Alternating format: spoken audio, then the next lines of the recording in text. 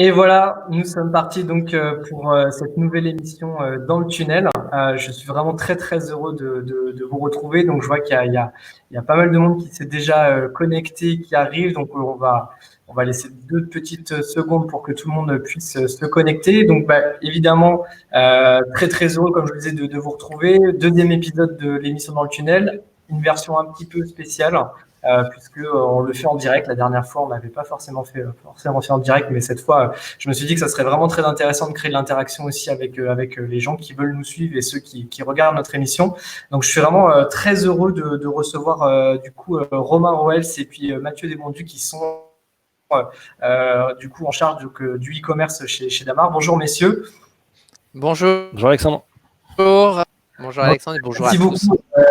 Merci beaucoup d'être parmi nous et du coup d'avoir accepté mon invitation dans l'émission. Donc dans le tunnel, je le rappelle, c'est une émission qui va au cœur de la publicité digitale en France. Régulièrement, donc je vais au contact de responsables e-commerce, responsables marketing, traffic manager, pour justement comprendre leurs défis, comment ils fonctionnent au quotidien et comment du coup ils peuvent aussi, eh bien, en fonction de la situation du moment, proposer des nouvelles choses et essayer donc de nous parler un petit peu de leur expérience et témoigner auprès de leurs pairs. Donc aujourd'hui, comme je disais, je reçois donc Romain qui est directeur responsable e-commerce chez Damar et puis Mathieu qui lui est en charge donc de l'acquisition de trafic.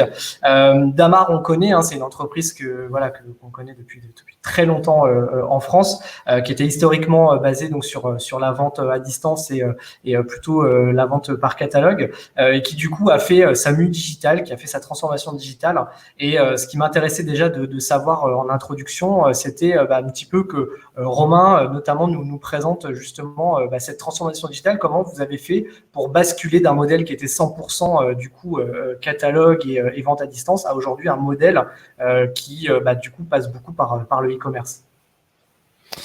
Oui, comme tu l'as dit, ça fait depuis 1953 que Damar existe avec son produit emblématique, le thermolactyle. C'est vrai que c'est une des particularités de Damar, c'est qu'aujourd'hui on distribue sur trois canaux, que sont la VPC, notre canal historique, les magasins. On a un réseau de 95 magasins et le web. Donc ça fait pas mal d'années maintenant qu'on fait du e-commerce, mais c'est un canal qui était un petit peu à part, ou en tout cas qui n'était pas le canal majeur chez nous. Je te dis ça remonte il y a quelques années, et donc maintenant c'est en train de prendre effectivement de plus en plus de place, et la transformation se faisait petit à petit jusqu'à il y a peu de temps, comme beaucoup, et effectivement la période a fait avec en début d'année le premier confinement, tout s'est beaucoup accéléré. Ça faisait déjà 2-3 années que voilà le web prenait une belle part dans l'activité de Damar, puisque historiquement ça représentait environ 15% de l'activité, là où la VPC et le magasin se répartissaient le reste. Et là, ces derniers temps, on est plus autour des 20%, donc il y a quand même une belle accélération avec tout ce qu'on détaillera par la suite, mais notamment l'effet, le fameux effet Covid, ce qu'il y a eu sur le e-commerce. Et la transformation se fait maintenant. Voilà, le web est un support, un média qui est vraiment au cœur de toutes les décisions, de tous les sujets. Là où par le passé, il était peut-être un petit peu oublié. Là maintenant, c'est vraiment, on a une vue omnicanal sur les 3 canaux chez Damar. Ok. Et du coup, en termes de cible, aujourd'hui, Damar, comment tu situerais la cible, le client type de chez Damar? C'est plutôt une personne moi j'imaginerais plutôt un peu plus senior ou pas du tout? Ou est-ce que ça évolue aussi par rapport à ça? Si, c'est une personne senior, il n'y a pas de souci avec ça. Maintenant, le senior d'aujourd'hui, c'est pas le même senior qu'il y a 10 ans ou 15 ans. Et donc, effectivement, la pénétration d'Internet chez les seniors, elle est super poussée. Donc, il y a aucun souci. Nos clientes, il y a une bonne partie qui est très à l'aise avec le média. Ouais. Alors, on touche une cible qui est quand même très très large en termes d'âge, puisque la moyenne d'âge sur le web, c'est entre 62 et 63 ans. Okay. En termes de perception et d'accroche, on va viser la femme de 55 ans et plus. Ok. Et nos clients historiques classiques, les plus fidèles depuis des années, des dizaines d'années, on va être on peut aller jusqu'à du 75-80 ans. Tu vois, sur les clients de magasins qui sont très traditionnels, ça peut aller jusque là. Donc c'est très très large. Et donc, du coup, le digital n'a pas du tout freiné aujourd'hui ces ventes-là. Et au contraire, comme tu le dis, des personnes aujourd'hui seniors connectées qui sont très, très à l'aise et qui achètent en e-commerce sans problème, mais aussi même peut-être avec leur smartphone, des tablettes, etc. Tout à fait, ouais. On voit il y a vraiment tous les usages au niveau du web. Le mobile prend de plus en plus de part. Alors aujourd'hui, c'est encore beaucoup sur la consultation, pas forcément sur la transfo, mais il y a beaucoup de prises, de navigation sur le site par mobile. On a à peu près une trentaine de pourcents sur la partie visite.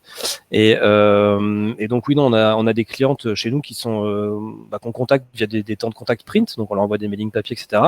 Donc elles sont très réceptives à ça et on voit qu'elles viennent le consommer sur Internet. Donc il y a quand même entre le canal VPC et le canal web, il y a mécaniquement et naturellement une bascule qui se fait. C'est un peu moins vrai sur la partie magasin, mais entre VPC et web, ça se complète très très bien. Ouais. Ok, très bien. Et donc, du coup, comme tu le disais, là, l'effet Covid a forcément fait accélérer la part du e-commerce. Vos magasins, du coup, ont fermé. Par contre, j'imagine qu'il y avait toujours la possibilité de faire de la vente par correspondance, bien sûr. Il y avait des gens qui continuaient à commander par téléphone, c'est ça, hein, j'imagine. Tout à fait, par téléphone et par courrier. Ouais. Par courrier, voilà. Et donc, du coup, cet aspect justement donc de confinement et de fermeture de ces magasins, est-ce que tu as vu un basculement complet vers le e-commerce? Est-ce que tu as ressenti, du coup, est-ce qu'en termes de chiffres, vous êtes équivalent à l'année dernière ou est-ce que quand même il y a une petite baisse par rapport à ce confinement? Alors globalement, le premier a été quand même assez costaud à encaisser parce qu'il y a l'effet de surprise où voilà, ça s'est globalement ressenti sur tous les canaux, les magasins bien évidemment, mais sur la VPC et le web, on a un peu pendant une semaine, 2 semaines, c'était un peu compliqué. Et après, donc il y a eu effectivement une part du web qui a performé au fil des semaines. Et là où notre canal historique, la VPC, est un peu un canal vieillissant, etc. Au final, avec la configuration actuelle, c'était une super force parce que ça correspondait complètement aux contraintes liées au confinement et à la vente à distance au global. Donc sur ça, on fait des super performances sur ce canal historique. Par contre, le poids du web et les perfs qu'on fait en VPC n'ont pas compensé 100% la fermeture des magasins. Sur le premier, comme même à 100%, c'était compliqué. Sur le deuxième, on a pu ouvrir un peu en drive, mais voilà, ça a compensé un tout petit peu. On a dû faire 5%, je crois, du budget avec ces ouvertures-là, mais ça a au moins permis de garder contact avec la cliente. Donc, il n'y a pas une bascule 100% digital, mais on a vu l'effet quand même la bascule de quelques clientes, une partie des clientes sur le digital. Ouais. Ok, très clair. Du coup, justement, sur cette partie e-commerce, Mathieu, est-ce que tu peux nous présenter un peu vos objectifs? Du coup, j'imagine que là, ils ont été un petit peu bouleversés cette année, mais globalement, les objectifs du e-commerce au sein de Damar, quels sont-ils? Ouais, alors notre objectif, forcément, c'est de développer le web. Donc, on regarde forcément le développement en fait du trafic, mais on essaie vraiment d'avoir un trafic qualifié. Donc, on regarde tout ce qui est taux de rebond, qui passe derrière par le développement du chiffre d'affaires et le recrutement aussi de nouveaux clients.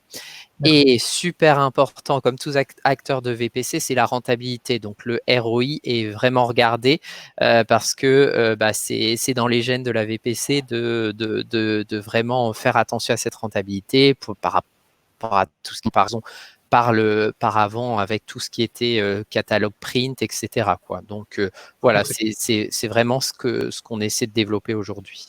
Est-ce que justement, donc sur l'acquisition, tu peux nous donner un peu l'orientation, en tout cas, des différents leviers que toi tu utilises au quotidien pour justement amener et recruter du coup ces nouveaux clients? Est-ce que tu peux nous donner un peu un panorama de comment se situe entre peut-être le search, le social, Ouais. etc. Ok, pas de problème. En fait, comme beaucoup d'acteurs, je pense, c'est vraiment en fait le search, donc le SEA qui représente en fait le budget, les dépenses les plus importantes. On va dire que ça représente à peu près 45% en fait de notre budget. Derrière, on va avoir le retargeting qui représente à peu près 15%. On a du retargeting bannière et de l'email retargeting. Ensuite, on a de l'email de CPC en fait pour vraiment aller recruter du nouveau client. Et là aussi, on est sur à peu près 15%. Derrière, on a tout ce qui est social ads qui représente environ 10%, et c'est assez récent puisqu'on a lancé, ça fait un peu moins d'un an qu'on a lancé vraiment en fait le social ads, et on l'a renforcé là depuis septembre. Et 10%, c'est le display, et c'est une bonne partie de budget quand même, parce que surtout qu'on vient de lancer seulement que depuis septembre. Et puis derrière aussi, il y a toute l'affiliation qui représente à peu près 5%. Ça représente encore un budget important, l'affiliation, mais c'est vrai qu'on essaie de gérer au mieux. Et là, en fait, on a notamment, on se fait accompagner avec une solution qui s'appelle ThankYou et qui nous permet de mieux gérer cette affiliation. D'accord. Du coup, toi, Mathieu, tu es seul sur la partie acquisition de trafic chez Damar? Ouais, alors je suis seul sur le poste, et donc forcément, comme je suis seul, je travaille avec des agences, mais aussi les prestataires en direct. Donc forcément pour le SEA, donc c'est une agence en fait qui gère directement cette partie-là. C'est moi en fait aussi qui donne des consignes, etc. Ils font pas du tout ce qu'ils veulent. Pour le social ads, on travaille aussi avec une autre agence. Ça permet aussi d'être réactif en termes de créa, en termes de wording, etc. Et puis après, pour tout ce qui est retargeting, donc on a deux solutions, la bannière et l'email retargeting. Donc là, je travaille en direct avec les prestats. Et puis l'email CPC, c'est un prestat en fait qui est spécialisé et qui a ses propres bases et qui travaille avec un régulateur. Et puis enfin il y a l'affiliation, c'est directement avec la plateforme. Ok, d'accord. D'ailleurs, Romain, on n'en a pas parlé, mais sur la partie organisation, le e-commerce, comment il se positionne du coup chez Damar? Est-ce que vous êtes rattaché au marketing, à la direction générale? Comment vous échangez un peu avec les équipes dans ce cas justement de transformation digitale et comme tu le disais, de la place du e-commerce qui est aujourd'hui très très importante au sein de chez Damar?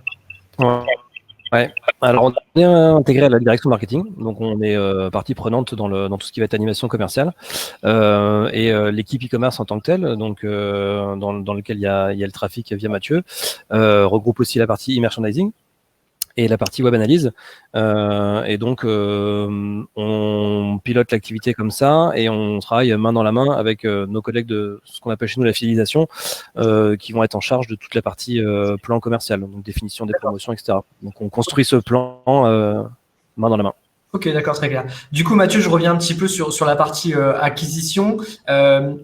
Quel était un peu l'impact pour toi, du coup, vraiment sur ton métier par rapport au Covid? Est-ce que tu t'es dit, est-ce que tu as eu une réaction plutôt défensive, notamment sur le premier confinement, peut-être de dire je vais limiter mes dépenses d'acquisition ou parce que j'attends de voir ce qui va se passer? Ou est-ce qu'au contraire, tu t'es dit non, il faut maintenir ou peut-être même accélérer parce que tu as senti que du coup, le e-commerce allait devenir vraiment important et le canal un peu privilégié pour continuer les achats? En fait, aujourd'hui, on a décidé en fait comme on voit qu'on a une bonne croissance aussi, de maintenir en fait ces investissements. Forcément, quand le confinement est arrivé, on savait pas trop ce que ça allait donner, donc du coup, on a un peu mis en pause à peu près une semaine. Pour le premier confinement, hein, je parle. Et puis très vite, on a réouvert et puis petit à petit, progressivement, pour ensuite augmenter en fait les investissements et une accélération sur le mois de mai et juin. Et aujourd'hui, on a une très bonne croissance et aujourd'hui, là, que ce soit en fait la saison automne-hiver ou printemps-été, puisqu'on est sur deux saisons pour nous, on a notre année fiscale qui démarre en juin et qui vient de démarrer. Là, on est en pleine saison automne-hiver, c'est notre plus grosse saison et ça représente 60% de notre chiffre d'affaires. Quant à l'autre saison, c'est 40%. Et là, on a vraiment une projection sur cette année fiscale de faire plus 30% de croissance. Et actuellement, on dépasse les 35%. Donc, on est plutôt satisfait. Et donc, on n'a pas du tout d'investissement. Et pour dire, là, sur cette saison automne-hiver, on a plus 50% d'investissement. Sur les différents leviers et même la saison printemps-été qui va venir, qui est un peu plus challengeant pour nous, mais on est aussi à plus 50% d'investissement. Ok, donc on n'a pas du tout ralenti. Ok, très clair. Ce qui du coup rejoint ce que disait Romain tout à l'heure sur le fait aussi que le e-commerce prend de plus en plus de place. Exactement. Donc il faut suivre aussi cette évolution-là. Et du coup, juste là en 2 mots, est-ce que tu peux nous donner un peu, là tu as commencé un petit peu à en parler, tes enjeux pour 2021 par rapport à l'acquisition. Tu disais donc augmentation aussi. Est-ce que ça va être aussi d'aller tester des nouveaux leviers, de maintenir ceux qui sont déjà existants?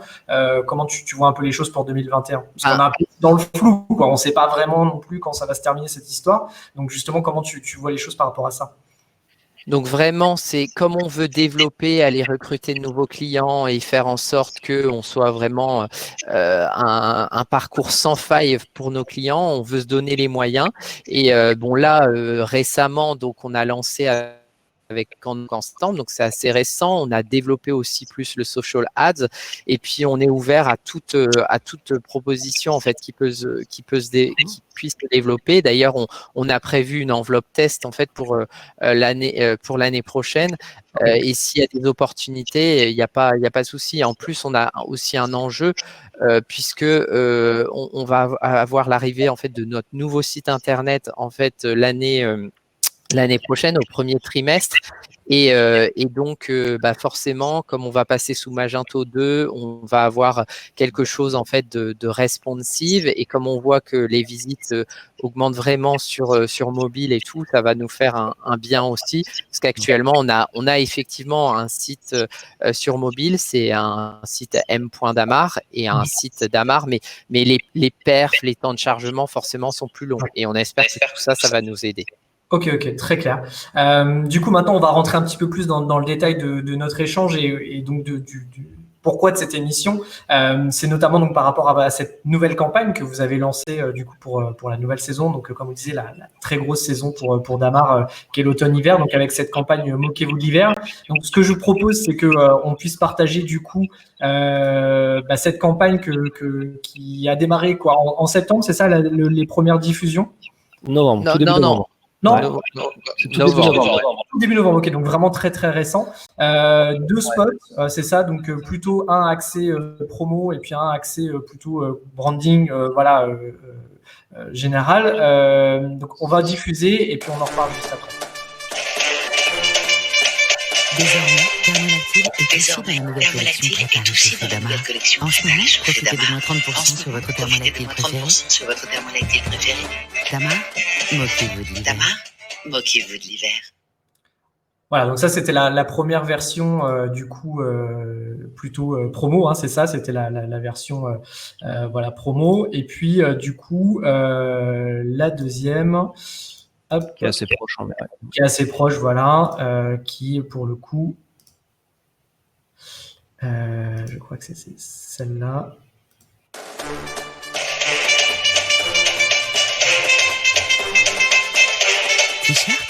T-shirt, chaussures, pull, désormais, Thermolactyle est aussi dans la nouvelle collection préparée chez Damar. Moquez-vous de l'hiver. Top. Du coup, Romain, est-ce que tu peux nous parler un petit peu de cette campagne, la genèse, comment ça s'est passé, comment vous avez imaginé ce concept-là? Ouais, alors déjà ça a commencé l'année dernière au final, parce qu'on a fait une première campagne média de grande ampleur l'année dernière, en même période, au mois de novembre, qui est un très gros mois chez nous, démarrage de l'hiver. Et c'était en fait la reprise de parole de Damar dans les grands médias depuis longtemps, parce qu'on avait fait campagne télé, affichage et digital l'année dernière pour remettre en avant la marque. Et donc cette année c'est un peu la continuité avec une mise en avant toujours de notre Thermolactyle, qui est le produit historique, mais qu'on sort un peu de son environnement que sous-vêtements, parce que l'idée c'est de montrer que Thermolactyle c'est aussi du prêt-à-porter. On fait de la doudoune, du pantalon, du pull, etc. Avec cette technologie réchauffante, mais donc avec le claim moquez-vous de l'hiver, donc avec une bande son qui est assez punchy. Et voilà, c'est de recentrer la marque sur une notion de prêt-à-porter et pas que de sous-vêtements réchauffants, avec une collection qui est nommée prête à réchauffer et qui permet de faire ça. Et cette année, on a fait que télé et digital. On a arrêté l'affichage qu'on n'avait pas fait l'année dernière. Okay. Donc on a diffusé ça pendant 3 semaines sur le mois de novembre. Super. Du coup, Mathieu, qu'est-ce que sur la partie web, qu'est-ce que tu as activé du coup cette vidéo? Comment tu t'en es servi du coup toi dans ton quotidien et sur la partie acquisition? Ouais, bah forcément, comme on a eu près de 350 spots TV sur TF1, France Télévisions, etc. Bah derrière, il fallait un bon relais en fait sur le digital, et donc forcément, donc c'est les mêmes leviers dont j'ai parlé un peu plus tôt. Donc les mêmes leviers avec des renforcements au niveau des investissements, avec en plus la vidéo. Là, c'était vraiment la nouveauté cette année. Donc forcément, donc la vidéo avec On Voice, donc avec donc une nouveauté où on a été un peu les bêta-testeurs et on a été ravis en fait de tester cette solution qui nous a permis d'avoir des millions de vues, etc. Donc c'est super bien, et on va détailler un peu plus tard les résultats. À côté de ça, on avait aussi toute la partie en fait replay, catch-up avec tout ce qui est MyTF1, France TV, etc. pour avoir vraiment une continuité en fait de ce qu'il y avait de la pub télé. Et puis YouTube aussi, on a testé pour la première fois YouTube parce que forcément avec un format TrueView, ça nous permet d'être vraiment visible, et puis aussi parce qu'il y a de plus en plus de monde sur YouTube, et en plus on l'a renforcé avec un format en fait bumper en fait sur YouTube, un format 6 secondes qui permet en fait d'accélérer cette mémorisation, puisque on rediffusait en fait ce format 6 secondes aux personnes qui avaient vu à 100% la vidéo, pour vraiment en fait marteler en fait le message et la notoriété. Et forcément un relation de cette campagne, et derrière aussi une campagne un peu plus spécifique avec notre acteur de retargeting Criteo, où on avait une campagne Criteo TVX qui permet en fait de diffuser des bannières spécifiques de par leur partenariat avec TVTY. Ça permet en fait de diffuser des bannières en fait aux personnes en fait qui sont venues sur le site juste après un spot. Comme ça, il y a vraiment une continuité derrière de la campagne. Et donc, forcément, plein de millions de vues. Super, hyper intéressant. Justement, donc tu parles de ces millions de vues. Est-ce que là, d'un point de vue général, peut-être question pour toi, Mathieu, ou aussi Romain, est-ce que, alors là, c'est une campagne qui est assez récente, du coup, effectivement, sur novembre, on est tout début décembre. Est-ce que vous avez déjà un peu vu un impact, en tout cas, sur les ventes, sur la notoriété de la marque? Comme vous disiez, parce que ça travaille un petit peu les deux. Il y a cet aspect promo, là, vraiment vente, et puis aussi cet aspect mémorisation en vue de cette haute saison. Plus le froid commence vraiment à arriver là, donc j'imagine que ça se ressent. Juste voilà, en quelques mots, d'un point de vue général, global, l'impact déjà de cette campagne. Au global, on est vraiment satisfait, parce que si on compare les mêmes périodes avec l'année dernière, les 3 premières semaines où l'année dernière on avait aussi une campagne, aujourd'hui on fait plus 11% de trafic, on augmente notre taux de conversion de près d'1 point, et on fait plus 30% de chiffre d'affaires. Donc on est super satisfait, et d'autant plus que l'année dernière, il y avait eu une vague de froid un peu plus importante, et là le froid est arrivé là il y a quelques jours, mais il faisait encore relativement bon, et on se dit qu'on arrive quand même à avoir 30% grâce à ça. Et derrière, donc c'est au global, mais même si on regarde les leviers payants en investissement, mais légèrement plus, mais pas beaucoup plus, parce que forcément l'année dernière on avait une campagne et c'était des investissements importants, et on fait aussi 30% de plus si on se focalise que sur les leviers payants. Donc forcément il y a eu du report parce que les magasins étaient fermés, mais c'était pas ça qui fait tout. Et puis aussi sur la notoriété, parce qu'on voit que forcément ça a un impact, puisque le recrutement de nouveaux clients a été plus que multiplié par 2. Si on prend notamment les nouveaux clients, mais aussi les personnes en fait qui pouvaient être clientes chez Damar en magasin ou en VPC, et qui ont pour la première fois sauté le pas en fait de faire une commande sur le web. Donc on est plutôt satisfait, et derrière sur la notoriété, on va aussi mesurer avec une campagne post-test qui va se mettre en place pour voir s'il y a vraiment eu cet effet de mémorisation. Ok, très clair. Voilà. Du coup, tu en parlais en introduction justement de l'utilisation de cette vidéo, donc la collaboration avec OnVoice. Peut-être Romain, tu peux revenir juste sur la collaboration. Là, ça fait un gros mois.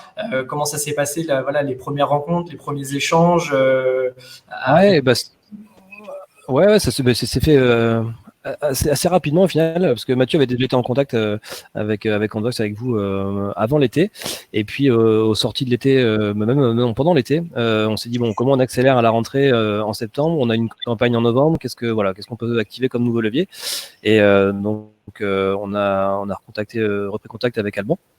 Et on a été assez vite convaincu par le modèle, notamment votre rémunération au coût par clic qui est quand même assez rare sur du display et qui montre votre assurance sur vos outils et sur votre capacité à ramener du trafic qualifié. Donc on a lancé ça très vite fin août pour qu'il y ait une première campagne qui tourne tout le mois de septembre en display classique afin d'avoir un algo au taquet pour le début de la télé au mois de novembre. Et donc c'est fin septembre où, voilà, quand on a essayé d'activer un peu les leviers sur la campagne, où Alban nous a reparlé justement de votre nouveau produit vidéo qui collait parfaitement dans notre stratégie pour la campagne. Donc on a dit banco, vu les résultats du display qu'on a vu sur septembre, on a dit allez, on teste cette solution vidéo, ça va être un bel appui en plus de tout le dispositif qu'on va mettre en place pour cette campagne. Donc ça a été voilà, en juillet ou septembre, voilà, on a activé, et puis en novembre on a pu lancer cette partie vidéo. Ouais. Ok, du coup tu parlais effectivement du modèle CPC sur la partie display. Est-ce que du coup peut-être aussi Mathieu, est-ce que le côté justement d'aller chercher ces nouveaux clients que vous touchiez pas avant, est-ce que ça a été aussi déterminant dans le choix de tester, de lancer du coup une campagne avec Envoice?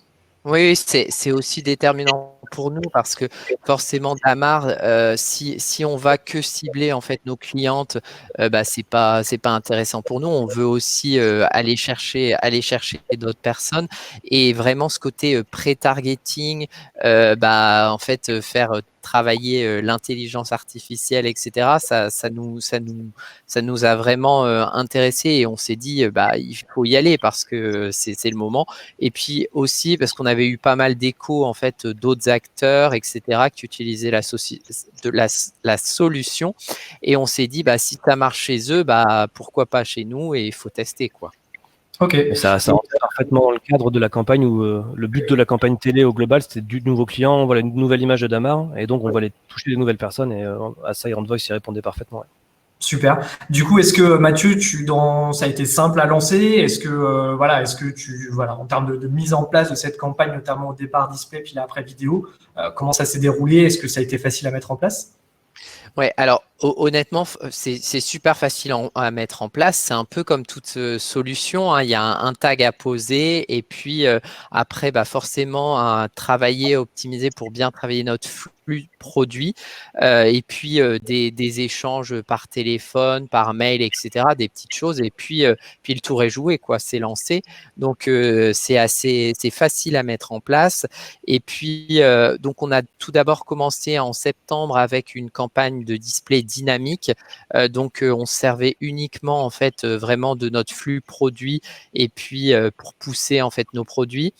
Dès octobre, on a voulu rajouter un volet un peu plus branding en rappelant en fait les collections mises en place, en fait mises en avant sur notre site. En octobre, c'était My Collection avec forcément les pulls, les gilets, etc.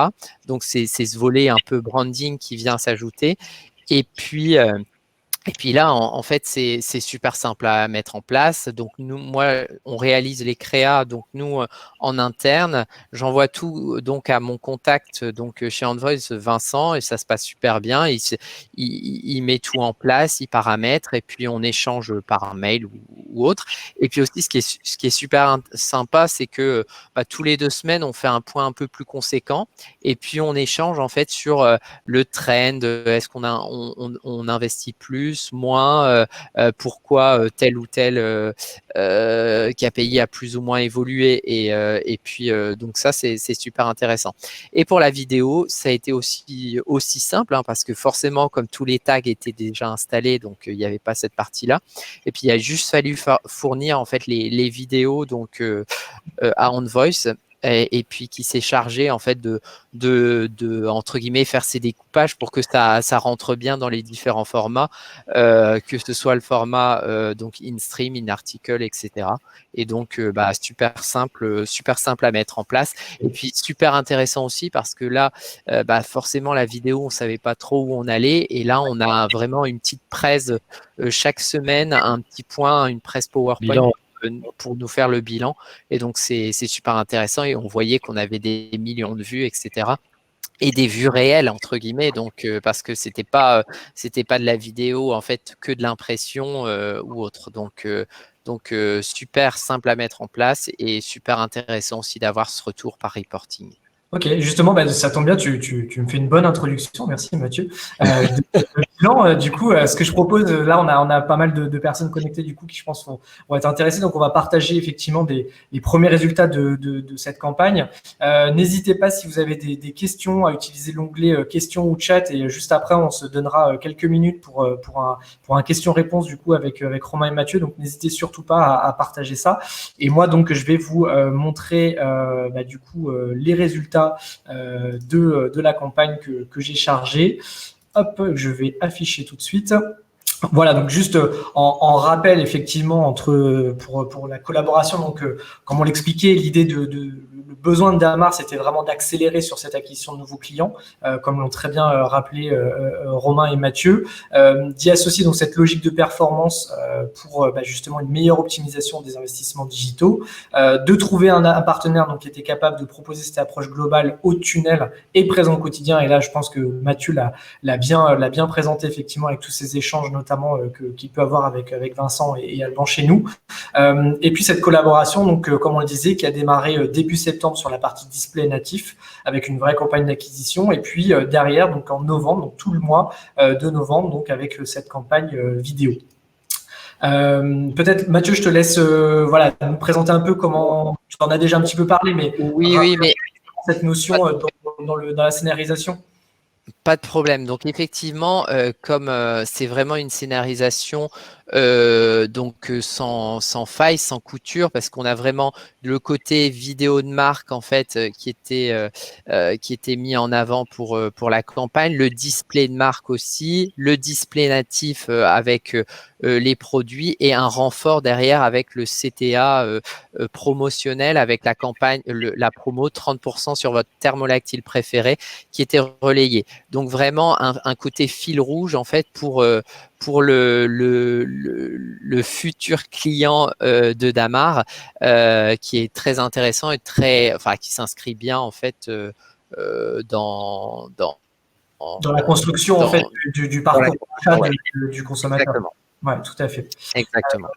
Du coup, les avantages, donc, comme tu disais, effectivement, ce premier contact plus qualitatif, donc avec cette vidéo pour les personnes qui vous connaissent pas aussi, et ce côté justement recommandation de produits, promotion, donc comme tu l'as bien expliqué aussi, pour accélérer la conversion, et puis évidemment d'aller aussi chercher donc ces nouveaux clients, peut-être de rajeunir un petit peu aussi la cible pour les gens qui connaissent Damar. Bien sûr, tout le monde, beaucoup de Français connaissent Damar, mais peut-être ont cette vision un peu erronée, ou peut-être ne connaissent pas suffisamment bien les produits. Ils peuvent se dire, tiens, c'est intéressant, effectivement, il commence à faire froid, donc je vais aller regarder les produits que propose Damar, et donc d'optimiser bien sûr tout le temps ces résultats. L'IA, bien entendu, permet d'optimiser en permanence ces résultats. Et donc justement, en termes de résultats, est-ce que du coup, voilà, Mathieu, tu peux nous dire un petit peu en termes de chiffres justement sur cette campagne vidéo, ce que ça a pu donner? Ouais, c'est sûr que c'est en termes de résultats, donc c'est 100 millions, c'est le nombre en fait de personnes qui ont été touchées sur les 3 mois. Donc en incluant à la fois le display depuis septembre, mais qui court toujours, et la vidéo sur ces 4 semaines de novembre. Donc c'est en plus une répétition de 3 par personne et par mois, donc c'est tout à fait acceptable. C'est 93%, c'est le taux de nouveaux visiteurs générés par la campagne. Donc vraiment un développement de bassin de prospects, et c'est d'ailleurs pour ça en fait qu'on était allé chercher OnVoice, et donc c'est pour ça en fait que depuis que en fait le tag est posé depuis fin juillet début août, et ben là on cible, on arrive à capter 93% Et après, c'est 103 millions. C'est le nombre en fait d'impressions sur 3 mois, avec donc la majorité, c'est forcément 99 millions d'impressions en display et natif sur les 3 mois, et quand même sur la vidéo, 4 millions d'impressions sur le mois de novembre.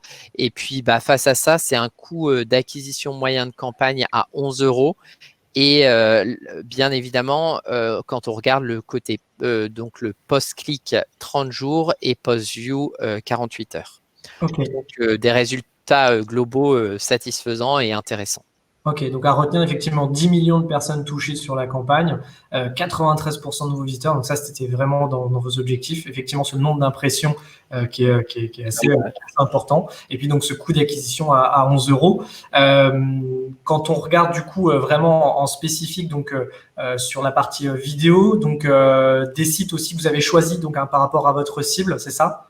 Oui, en fait, c'est aussi, on a fait aussi confiance à l'algorithme dans The Voice, et puis donc forcément on voulait rajeunir, mais pas trop, mais on a que 25, c'est le nombre de sites en fait qui ont été choisis pour la diffusion de la campagne, 20 minutes, Gala, etc. Et un super bon chiffre, c'est que 69%, en fait, c'est le taux de complétion à 100%. Du format 15 secondes.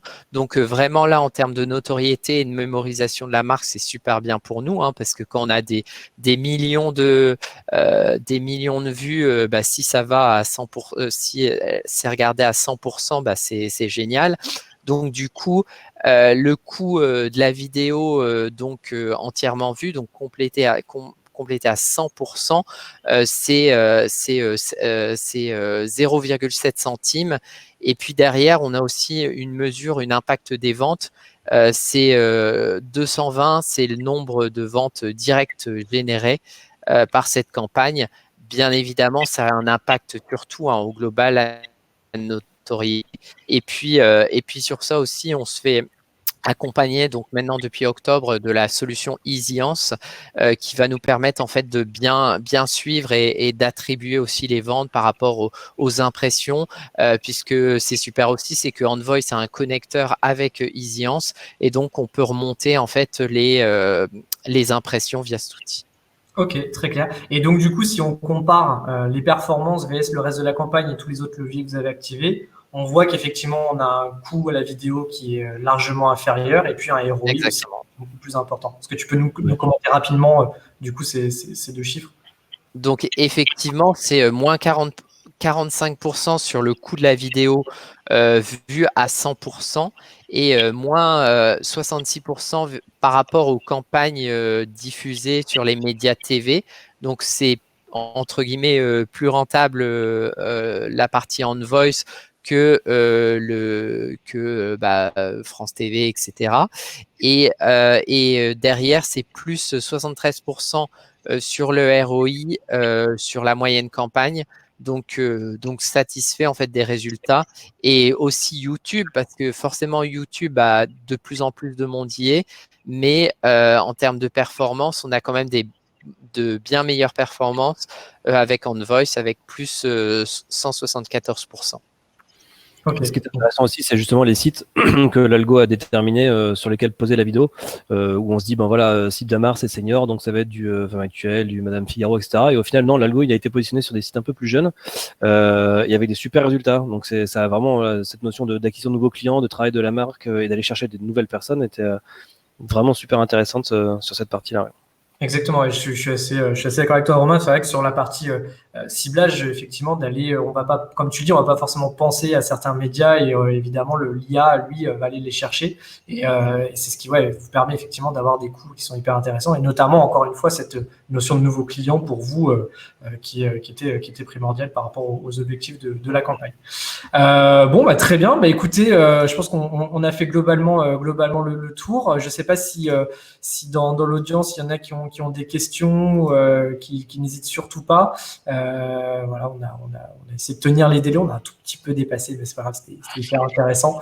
Dans tous les cas, ce qui est évident, c'est que donc cet échange qu'on a eu là, cette émission, bien sûr, on pourra la retrouver en replay directement donc sur le lien de la storm que vous avez là. Et puis on repartagera bien sûr directement sur notre chaîne YouTube du coup avec l'émission Dans le tunnel.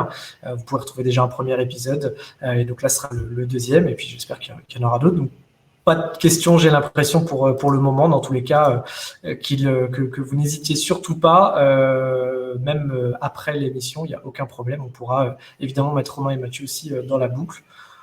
Bon, je pense qu'il y aura pas de questions. En tout cas, un immense merci vraiment à vous deux, Romain et Mathieu.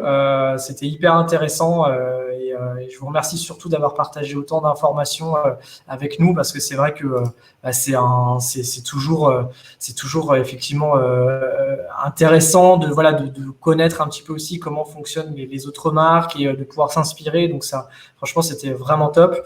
Je vois qu'il y a Romain de Zillance effectivement qui nous fait un petit bravo, qui a du coup suivi l'intervention. Je salue aussi parce qu'on a eu l'occasion d'échanger ensemble. Évidemment, j'allais dire c'est le Nord Connection. Voilà. Comme je sais qu'il y a aussi dans le Nord. Donc, je reconnais bien là effectivement les connexions qui peuvent se faire dans les régions, donc c'est top et tout ne se passe pas qu'à Paris, donc c'est tant mieux, on va dire. Donc ça c'est top. Et puis merci encore une fois. Et puis j'espère en tout cas qu'on aura l'occasion de rééchanger ensemble. Et puis je vous souhaite une bonne fin de grosse période là avant j'imagine avant Noël. Et puis après ça va aussi enchaîner avec les périodes vraiment hivernales qui vont arriver. Petit week-end là qui se présente devant nous. Ouais, avec le Black Friday. Ouais, vous avez décalé, vous avez décalé donc pour vous aussi une très très forte période effectivement ce week-end. C'est ça. Merci en tout cas à Anna effectivement qui aussi nous salue. Oui, le temps est très bon pour vous, dit Alban. Voilà, personnellement je suis à Lyon et il fait 0, il prévoit de la neige aujourd'hui, donc c'est parfait. C'est parfait pour. C'est magnifique. Pour mettre J'aurais dû en mettre un petit peut-être pour notre émission. Mais bon, en tout cas merci beaucoup. Et puis je vous dis à très bientôt. Ouais, merci beaucoup Alexandre. Merci beaucoup. Au revoir. Merci. Au revoir à tous. et merci à tous.